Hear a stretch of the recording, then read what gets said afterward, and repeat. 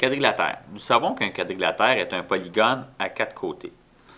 Un quadrilatère dont 2 côtés sont parallèles se nomme trapèze. Donc, différents types de trapèzes. Donc, le trapèze Calène, il n'y a aucun côté congru. On remarque ici qu'il y a 2 côtés parallèles et ces diagonales ne sont pas congrues. Pour le trapèze isocèle, donc un trapèze isocèle a 2 côtés isométriques. Il y a toujours ces 2 côtés parallèles. Et on remarque également que les diagonales sont isométriques, c'est-à-dire qu'ils ont la même longueur. Donc, le trapèze rectangle a quant à lui 2 angles de 90 degrés et automatiquement, les 2 angles qui sont ici vont être supplémentaires. On remarque également qu'il possède toujours 2 côtés parallèles. Un trapèze dont les côtés sont parallèles 2 à 2 se nomme parallélogramme. Un parallélogramme a ses côtés opposés isométriques. C'est-à-dire que ces 2 côtés parallèles sont isométriques et ces 2 côtés-là sont également isométriques. Et les angles consécutifs sont supplémentaires.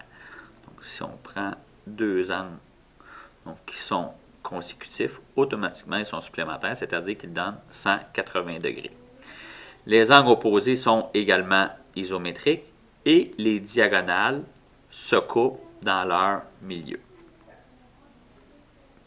Un parallélogramme à angle droit se nomme rectangle.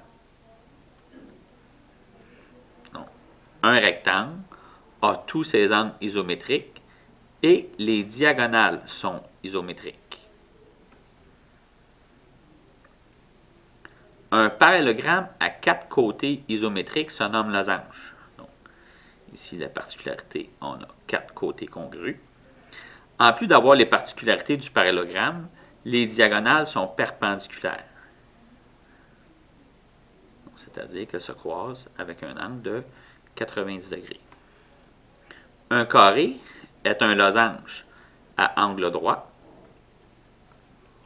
ou on pourrait dire qu'il est un rectangle dont tous les côtés sont congrus.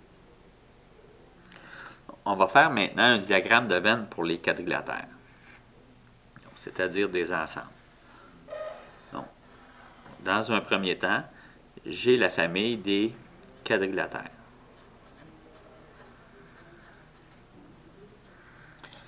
Bon. Ensuite, on pourrait dire que j'ai la famille des trapèzes. Pourquoi je le mets à l'intérieur? C'est que les trapèzes ont toutes les particularités qu'a le quadrilatère, c'est-à-dire 4 côtés. Ensuite, on retrouve à l'intérieur la grande famille des parallélogrammes.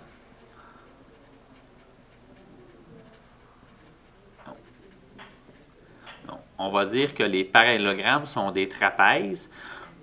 Pour être trapèze, il faut avoir 2 côtés parallèles. Donc, le parallélogramme a au moins 2 côtés parallèles. Ensuite, on retrouve la famille des losanges. Donc, les losanges sont des parallélogrammes. Pourquoi? Parce qu'ils ont 2 côtés parallèles, 2 à 2.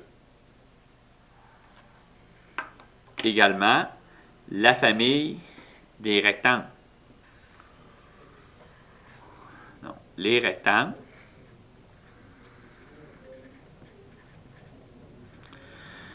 donc, ici, on va dire que les rectangles sont des parallélogrammes parce qu'ils ont également des côtés parallèles 2 à 2.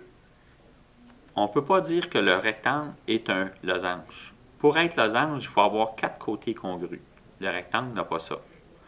Le losange n'a pas les particularités d'un rectangle, c'est-à-dire n'a pas 4 angles droits. Et à l'intersection, ici, on va retrouver la famille des carrés. C'est-à-dire que les carrés sont des losanges. Ils ont 4 côtés congrus. Les carrés sont des rectangles. ils ont des angles droits. Et, comme de raison, les carrés sont des quadrilatères. Donc, maintenant, on va aller répondre à la question, est-ce que le trapèze est un parallélogramme? Donc, est-ce que le trapèze est un parallélogramme? C'est faux. Est-ce que le losange est un trapèze? Donc, est-ce que le losange se retrouve dans la famille des trapèzes? Oui, donc c'est vrai.